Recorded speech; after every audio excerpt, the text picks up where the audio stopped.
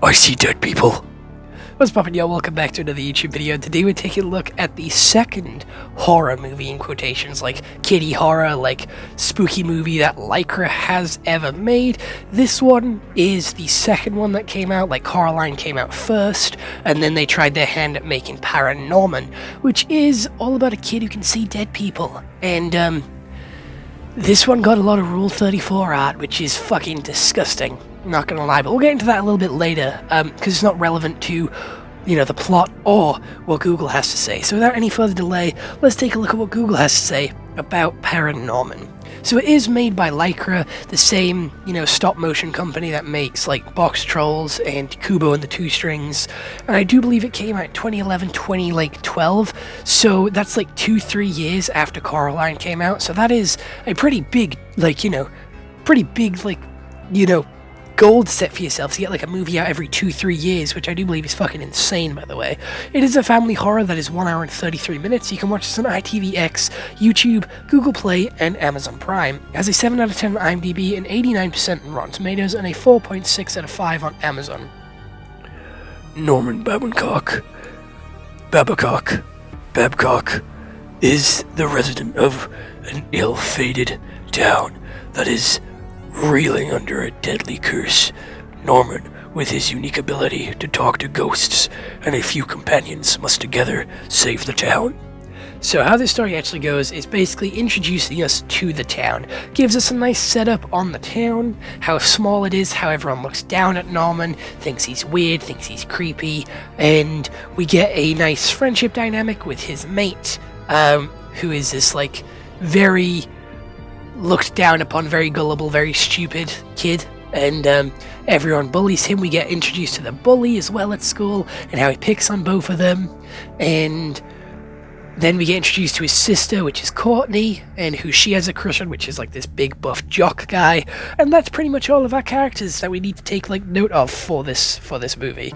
And the town is under a curse where the dead is coming to life, and it happens when Courtney's babysitting Norman, and they go around trying to, gather all their friends and try and find out why the zombies are there.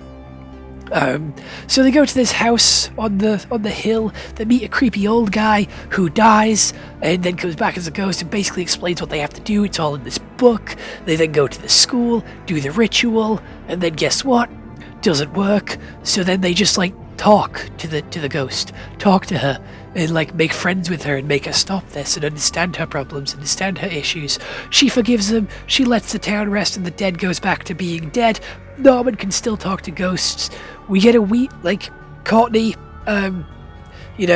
doesn't get the boy in the end, which I think is quite funny, because she's been pretty much rubbing up to him this entire fucking time, but I think that's quite funny, and that's the end of the movie. I'm gonna be honest. This one isn't as good as Coraline. It doesn't have as many twists and turns, doesn't have as many plot twists, doesn't have as much drama to it, or as much mystery behind it all. It is just oh, there's a ghost, and Norman can talk to ghosts. It basically reveals the ending and how they're going to resolve the issue within the first 10 seconds of the movie, because Norman can talk to ghosts, which is really slightly strange, not gonna lie. It is a strange ability to have, and the group of people that they have to team up together with the bully, the popular girl, the jock, and the two losers, does give Stranger Things vibes. I'm gonna be honest. A group of kids trying to save trying to save the town because the adults can't do anything about it. The adults aren't willing to do anything about it. And all these kids are not really the best of friends, but they grow closer over the time this movie goes on, and they grow to be quite good friends in the end, I'm going to be honest. And again, it is stop motion. It's all done so well, and I don't know how they make the ghosts translucent. That is so fucking cool. That is such a cool effect, because everything is done in stop motion. So that means they're all puppets. They're all actual figures which are being moved slowly around and have a lot of posability to them, a lot of different face models. And again, stop motion takes a long time because you got to take a picture, you got to move them inch by inch. But this is just such a fluid movie. Everything looks so nice and it goes so well. It is genuinely a beautiful art form, and Lycra do such a good job with all their movies. And again, doing a stop motion movie in 3 years is a fucking... Holy shit, that's fucking magic. That is genuinely fucking magic with how fucking quick they managed to get this shit out. And how expressive and how much movement these characters actually do. It is really, really insane. And there is one downside to this movie, and it's not the movie's fault, it's the internet's fault. And it's all about Courtney. The internet went fucking wild for Courtney. And when I tried to look up pictures for this movie, I had to filter through quite a lot of shit that was made in fan art for her, and that's disgusting. That is disgusting. I do believe she's still a child, so that's fucking grim. All right, that's fucking grim. It was hard to get pictures for I literally searched like Paranorman, and every other search was Courtney or like girl from Paranorman, and it was fucking weird. It was a lot because like there was, why is there so much? Why is there so much? It's fucking weird. But anyway, enough about that. That technically isn't the movie's fault. It is the degeneracy of the internet. But overall, Zombies is very generic for like Halloween. It wasn't like the greatest plot. Talking to ghosts is a cool power and a cool gimmick that we don't normally get to see with these movies, and they do a lot of jokes and a lot of like play on effects with it, with the guy dying and then coming back as a ghost and just Norman continuing to talk to him. Again, that was like one of the best bits of the movie, and it was quite funny.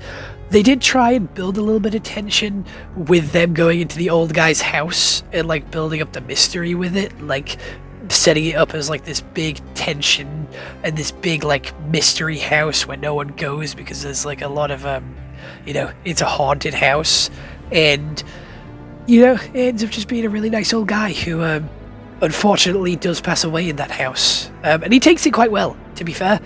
He takes it quite well. Not gonna lie, like I probably wouldn't take it that well if I died how he died. It was quite unfortunate watching that happen, but the zombies didn't really seem to be a major threat to any of the characters. I know it's a kids movie, so they're not gonna have too much like violence or gore in it, but still, they weren't much of a threat. They moved quite slowly, and they were never really involved with any of the characters. They never had to like run away from them in like this big like chase sequence. There was never too many big hordes of them. None of the characters got bit or anything like that to build up a little bit of tension of them turning into a zombie. It just kind of felt like a nothing plot point. Like there was no rush or urgency. These zombies were not causing that much havoc. They were really just like breaking shit in the town, and that was it. And even towards the end, when the big demon was revealed, that was quite creepy, not gonna lie. I remember watching this in cinemas. This was a movie that I went to cinemas to see. So I saw this shit on the big screen, and yeah, the villain was quite spooky looking. Like the main ghostly witch at the end was quite spooky looking. But again, they did like the Naruto talk no jutsu to show that violence is never the answer, and that you can resolve stuff peacefully with talking. Very generic, like, kids movie stuff, and that's why I feel like it doesn't stand out as much as the, as Coraline, but it does have a good message of, like, don't let your differences, like, push you apart. Let them, like, you can work together and set your differences aside to, be a pretty good team, and, it's all about teamwork and working together, stuff like that. Bullying's bad type shit. Like, they're like very basic messages that this film has, and I'm not shitting on Paranorman. Like, it's a good movie. A lot of effort was put into it. I just feel like out of the Lycra movies, Coraline comes out on top. Coraline fucking clears. No fucking doubt about it. Coraline clears Paranorman in a fucking landslide. Paranorman is a solid, like, 7 out of 10. It's not a movie that I would ever really watch again. I've watched it once, and that's really all I need. Like, I've seen it. Like, I don't need to watch it again. It is what it is. There was a weird, dynamic between, the bully and Courtney. Like, the bully and Courtney were, like, I don't know, he kept like trying to hit on her and she just wasn't interested, and like that was like a joke which kept being brought up, and I thought it got old quite quickly compared to like some of the other jokes. One of my favorite ones was like the ghost dog playing fetch. I thought that was funny as fuck because the ghost dog was there, but like obviously not being able to see the dog and having to pick up the stick yourself, you're just throwing a stick to yourself. It was quite funny. I did enjoy that joke. That little gag, even if it wasn't a joke, it was just a funny scene in general. It was, to be fair, towards the start of the movie. Other than that, I don't really have much else to say about Paranorman, so let me know what you guys think down in the comments below. I'll see you all in the next one. I hope you all have an excellent day, and goodbye. Stay home and stay safe. If you do want me to review any other movies, let me know down in the comments below, and I'll get on it as quickly as possible. But other than that, if you want a little bit more Tyler Price in your life, you can check out the link in the description, which will take you to everything else that I have to offer as a content creator, from my Reddit to my Discord to my Cameo to TikTok, Facebook, Snapchat, podcast, comic book. There is a lot in that link tree, so it will always keep you entertained, and there is always something for everybody. And speaking of something for everybody, that's what we have here on YouTube as well. I have a variety of different video styles and video types, so there's always something for everybody. This is a variety channel here, the Tyler Price channel, variety. We do a little bit of everything, a little bit for everybody. Food reviews, film reviews, gaming videos, vlog type videos, theory style videos. There is a little bit of everything here, so you can go check it out if you are bored, and I would highly recommend that you watch another video, because that's how YouTube knows that my videos are worth watching. So other than that, I'm going to love you and leave you, because I don't really have anything else to say, especially about Paranorman. So bye bye.